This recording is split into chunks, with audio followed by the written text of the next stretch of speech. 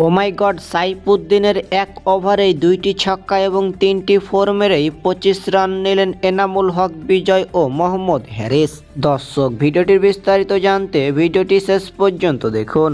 ঘটনাটি দুর্বার রাজশাহী ইনিংসের 5 ওভার সময়কার। তখন বোলিংয়ে আসেন মোহাম্মদ সাইফুদ্দিন এবং ব্যাটিংয়ে অবস্থান করছিলেন মোহাম্মদ হ্যারিস এবং এনামুল হক বিজয়। ওভারের প্রথম বলটি লেগ সাইডে ছক্কা মারেন মোহাম্মদ হ্যারিস। পরের 2 বল 2টি 4 মারেন তিনি। চতুর্থ নম্বর বলটিতে সিঙ্গল রান নিলেও যেন পঞ্চম নম্বর বলটিতে লেগ সাইডে ছক্কা মেরেছিলেন এনামুল হক বিজয়।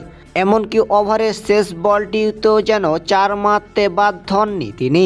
সাইফুদ্দিনের সেই ওভারে 2টি ছক্কা এবং 3টি ফোর, এমনকি একটি সিঙ্গেলের বিনিময়ে 25 রান নেন।